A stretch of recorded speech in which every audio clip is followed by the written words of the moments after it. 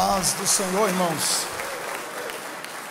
Vamos abrir a nossa Bíblia, irmãos, um texto bem conhecido. 1 Crônicas, capítulo 13, meus irmãos. Meus irmãos, 1 Crônicas, capítulo 13, diz assim: E Davi tomou conselho com os capitães dos milhares e das centenas e com todos os líderes.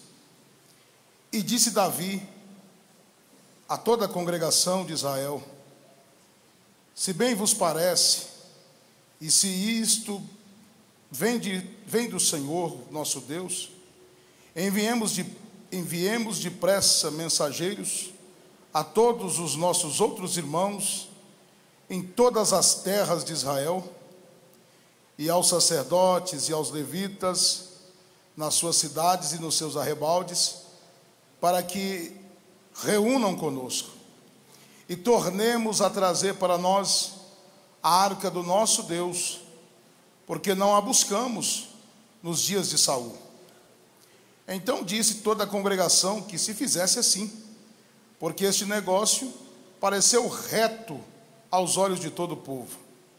Convocou, pois, Davi todo Israel, desde Sior do Egito até chegar a Ramate, para trazer a arca de Deus de Quiriate Jearim. E então Davi, com todo Israel, subiu a Baalá de Quiriate Jearim, que está em Judá, para fazer subir dali a arca de Deus, o Senhor que habita entre os querubins, sobre a qual é invocado o seu nome. E levaram a arca de Deus da casa de Abinadab sobre um carro novo, e Uzá e Aiô guiavam o carro. Assentem-se e dê uma salva de palma bem forte para Jesus. Isso, com glória a Deus, com aleluia. Meus irmãos, Davi tinha um propósito lindo, propósito maravilhoso, que era o propósito de trazer a arca de Deus. A derrota para os filisteus, a perca da arca, foi algo assim terrível para Israel. Israel sentiu duramente a perca da presença, a falta da presença de Deus no meio de Israel. E Davi, naquela vontade, naquele desejo de buscar a arca, de trazer a presença de Deus para o seu reino, eles se ajuntam com a liderança. Eu achei bonito, isso é louvável. Ele se assenta com a liderança, com os líderes, com os capitães, com os levitas e sacerdotes. Ele se assenta e toma conselho. O que vocês acham? A gente precisa buscar a arca, Dos dias de Saul para cá a arca foi perdida e nós não buscamos a presença de Deus, e nós poderíamos buscar a arca, buscar a presença. Vamos buscar. E ele convocou um grande número de pessoas. Diz a história que passou de 30 mil convocados. Muita gente para esse grandioso evento. Só que, irmãos, a multidão ela é muito importante quando essa multidão está enquadrada nos princípios da palavra. A multidão ela é muito boa. Nós não temos prazer de ver a igreja vazia. Nós temos prazer de ver a igreja cheia de pessoas e muito mais da presença do Senhor. Não é assim? Só que nesse afago, nessa vontade de ver o povo mobilizado, os músicos mobilizados, a grande orquestra tocando naquela noite festiva para trazer a arca, ele esqueceu de principal detalhe, que era meditar na palavra de Deus, que era meditar nas escrituras. O rei do lado da arca tinha o livro. Quando se tem notícia, quando Deus previamente avisa que o povo vai pedir um rei, um monarca, O Senhor está dizendo: coloca junto da arca o livro da lei, para que aquele que venha legislar, aquele que venha governar, aliás, que venha governar sobre Israel, leia a palavra de dia e de noite. O louvor, ele é muito importante quando ele está alinhado com a palavra. Quem entende assim também, meus irmãos? O louvor, ele precisa estar alinhado com a palavra de Deus. A canção pode ser a letra bonita, o louvor é uma melodia bonita, mas se aquela letra não condiz com a palavra, tem alguma coisa errada. E Davi, ele se preocupou muito com a festa, com aquela vontade mesmo, mas ele esqueceu de que a arca de Deus não se leva em carro novo. Quem sabia disso, meus amados? A presença de Deus, ela não vem no carro novo. Esse evangelho do carro novo não traz a presença de Deus. A presença de Deus, ela ainda vem com sacrifício, de oração, de jejum, de consagração a Deus. Quem entende assim, meus irmãos? Não tem essa facilidade. Davi está dizendo assim: vamos fazer um carro novo, vamos construir um carro novo, vamos colocar um carro novo, vamos colocar bois novos no carro, e nós vamos trazer. Os bois andam bem rápido, andam bem depressa, vai ser bem prático, e nós vamos trazer a arca de volta. Ô irmãos, tem muita gente por aí envolvida na novidade, querendo trazer, e aí ele imagina, o pregador, olha, ele pregou, ninguém deu glória a Deus. Se fosse comigo, eu faria alguma coisa. Eu colocaria aí alguma coisa para chamar a atenção. Eu fazia aí o corredor de fogo, para alguém passar no meio do corredor, aí quando passar, recebe a presença. Já viu esse negócio? Eu criar um mecanismo, porque já viu pessoas assim? Que já inventa, agora eu vou soprar, e quando eu soprar, vai vir um renovo. Sopro traz renovo de alguém, mano? Sopro do homem traz renovo? Corredor de fogo, o homem põe os braços aqui, e todo mundo, e alguém passa de baixo, buscando alguma coisa. Vim na igreja buscar alguma coisa consagrada, um lenço consagrado, traz a presença de Deus, irmão? Não, o que traz a presença de Deus é nós sentar aqui, tirar os nossos pensamentos do que está lá fora e começar a buscar a presença de Deus com glória, com aleluia, com oração, com santificação, com mudança de vida. Só que, irmãos, capítulo 13, olha só, o verso 4 diz assim: então disse toda a congregação que se fizesse assim, porque esse negócio pareceu reto aos olhos do povo. Irmão, uma coisa, né, pastor, é estar reto aos olhos de Deus. Outra, porque o que você faz aí, aparece tudo bem, o povo está aprovando muitas das vezes. Se você, irmão, eu vou dizer, se você inventar aqui agora qualquer coisa, a maioria vão acreditar, eles vão aprovar.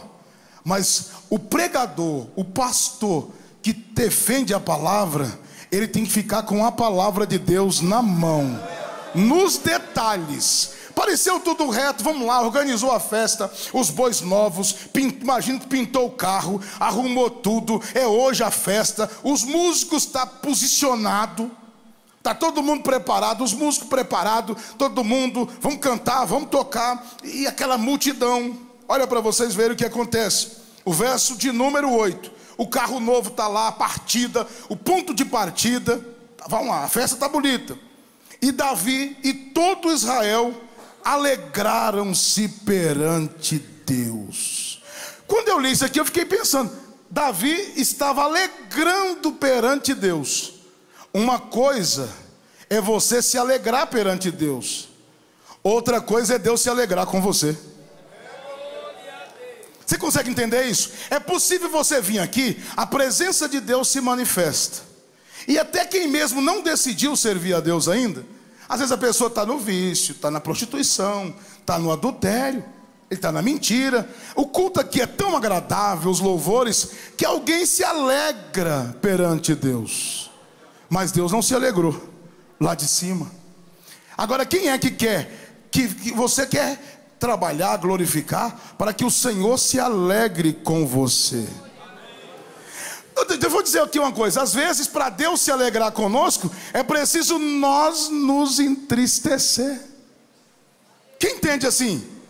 Às vezes, irmão, a nossa alegria nem sempre é a alegria de Deus. Mas às vezes, quando nós estamos com a boca no pó, chorando, às vezes com a alma angustiada. Quem é que já orou assim, com angústia de espírito, com angústia de alma? Você está orando e cantando um hino assim, ó, e derramando lágrima na presença de Deus, porque você está angustiado. Aí Deus lá do céu diz assim: eu estou recebendo, eu estou me alegrando com o louvor de alguém que está me adorando, mesmo no meio da tristeza. Vamos continuar para vocês verem o verso 8. E Davi e todo Israel se alegraram-se perante Deus com todas as suas forças. Tinha pulo, tinha cântico, alguém saltava. Irmão, a gente engana, né? Com todas as suas forças. A presença de Deus, ela não vem com essa força humana, com aquele ar forçado. Levanta a mão que agora eu vou gritar, e quando eu gritar tu vai receber. A presença de Deus não vem com isso. Nem todo grito, nem todo barulho realmente é a presença de Deus. A presença de Deus, ela é muito gostosa e ela traz até movimento quando ela surge de dentro. O Senhor começa a trabalhar no interior do nosso coração. Aleluia. Eles estavam pulando e saltando com toda a força. Me faz lembrar esse pulo deles de Ofni e Finéias. A gente não lembra de Ofni e Finéias? Que quando chegou a arca também, o dia que perderam a arca no meio entre aspas, de um avivamento. A presença de Deus se foi no meio de um culto em que a terra chegou a tremeu a terra, só que a presença de Deus não estava lá. Louvado seja Deus. Assim perderam a arca no meio do barulho. Irmão, o inimigo, ele não se deixa enganar por barulho. O inimigo, ele tá vendo quem é que está vivendo a palavra. Ele sabe quem guarda o verdadeiro evangelho, quem está na obediência da palavra. Davi está louvando a Deus, está cantando com toda a força, com cânticos, harpas, aquela mesma harpa que ele tocava, e o espírito mau da parte de Saul saía, a mesma harpa, o mesmo instrumento, com saltérios, com tambores, e com símbolos, com trombetas, está tudo bem. Só que chegando à eira de Quidom, Uzá estendeu a sua mão para segurar a arca, porque os bois tropeçavam. E quando ele pegou para segurar a arca, o verso 10: então se acendeu a ira do Senhor contra Uzá. Espera aí, Davi se alegra na terra e Deus irado no céu. Você consegue perceber esse paradoxo? A igreja dizendo que está sentindo a presença de Deus aqui na terra, dançando e pulando, e um Deus irado no céu, fulminando, muita gente morrendo de depressão, muita gente colocando a corda no pescoço e tirando a própria vida. Um povo que diz que está na igreja adorando, e o índice de divórcio aumentando na igreja, tal qual o mundo. E Deus está dizendo para nós nessa noite aqui, cuidado, não esqueça da minha palavra, medite nela de dia e de noite. E olha que esse Uzá que havia morrido, olha para cá, esse Uzá que havia morrido, que Deus irou-se e matou esse Uzá, essa arca ficou na casa do pai dele quase que 20 anos. Sabe o que é isso? É uma vida. 20 anos, tem moça aqui de 20 anos. Ele acostuma com a presença de Deus. Tem gente que ele está tão pertinho, mas ele não tem a presença. Tem gente que ele senta pertinho de alguém que está cheio da presença de Deus, ele até está acostumado, mas ele ainda não sentiu a presença de Deus, ele ainda não conhece o Senhor. Olha para cá, tal qual Ofni e Finéias. Ofni e Finéias trabalhavam como sacerdote. Eles trabalhavam com louvor, com a arca. Eles desviaram, Ofni e Finéias, eles desviaram dentro da igreja. Para mim, o pior desviado é aquele que desvia dentro da igreja. Ofni e Finéias, eles estavam dentro da igreja, não se afastou da igreja, eles não saíram da igreja, eles estavam lá perante a arca, tudo bem, mas eles não obedeceram os detalhes da palavra. Quais são os detalhes? Vamos lá, a Bíblia ela é muito rica em detalhes, e as pessoas pensam que Deus, ele não faz conta de muita coisa. Quando Deus estabeleceu o sacerdócio, eu já volto para a questão da arca, só para você entender. O Senhor disse que o sacerdote devia comer o quê? O dianteiro. Como é que chama o dianteiro do animal? Que era a parte que o sacerdote devia comer. Me ajuda, pastor Osmar? A pá, o peito era uma das partes, o peito. E também aqui era como se fosse o pernil dianteiro, mas não é. Eu não sei como é que chama aí na linguagem da Bíblia. Está dizendo que é justamente a comida do sacerdote, a parte dianteira do boi. Para você que não entende disso, é assim, ó. Deus está dizendo, o sacerdote não vai comer carne de primeira. O sacerdote vai comer carne de segunda. E ele não podia comer carne de primeira. Ele tinha que comer carne de segunda. E depois que fosse oferecido no altar do Senhor. Primeiro se oferecia a gordura. Primeiro a espádua, me lembrei. A espádua, que é o dianteiro. Primeiro se oferecia a gordura. Depois que queimava a gordura, que aspergia o sangue, o sacerdote que fez o serviço tinha direito de comer. Mas depois que trabalhasse oferecendo para o Senhor. Ofni e Finéias não queriam obedecer. Queriam comer picanha. Queriam comer alcatra. Queriam comer contrafilé. Tem gente que é assim. Ele quer viver uma vida muito próspera à custa do evangelho, quer viver uma vida de regalias, e depois ele quer a presença de Deus. A presença de Deus é com sacrifício.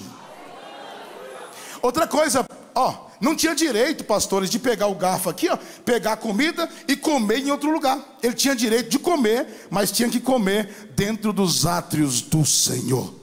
Por isso eles não obedeceram, perderam a arca de Deus. Davi, por não ler as escrituras, por não examinar com os sacerdotes que a arca não ia em carro novo, teve agora prejuízo na congregação, porque Uzá morreu por não obedecer a palavra. É por isso que o culto de ensino deve ser tratado os assuntos pormenores, para que alguém não pague um preço muito caro por não entender e não compreender a palavra.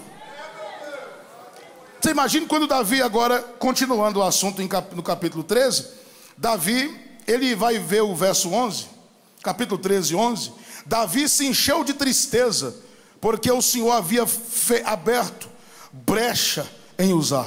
Imagina o pastor vendo alguém morrer porque você não ensinou para ele a palavra, ver alguém perecer porque você não exortou, porque você não ensinou para ele a verdade. O pastor agora ficou frustrado, ficou cheio de tristeza. Mas uma coisa boa é o pastor dizer assim, terminar o culto: olha, ninguém deu glória a Deus, ninguém aplaudiu ele não teve aplausos aqui da terra, mas ele põe a cabeça no travesseiro e diz: eu preguei a tua palavra, eu ensinei a sua verdade, e ele dorme em paz. Davi se encheu de tristeza, e agora, na tristeza às vezes do homem, Deus trabalha. Davi vai olhar e vai dizer assim: tem alguém aqui para ficar com a arca? Obed-edom está dizendo assim: pode colocar a arca na minha casa, deixa que eu sei cuidar da presença de Deus. Pode colocar. E a arca promoveu em 3 meses na casa de Obed-edom uma mudança total. Deixa Deus fazer uma mudança na tua vida. Deixa o Espírito Santo entrar no teu coração aqui hoje e promover uma mudança completa na tua vida. É o caminho para me encerrar com vocês, mas só para vocês entenderem. A notícia chegou até Davi lá no palácio, e alguém diz assim: Davi, engraçado, né? A arca trouxe morte para Uzá, morreu Uzá, mas para Obed-edom, a arca trouxe prosperidade, trouxe vida, trouxe vitória. Glória a Deus.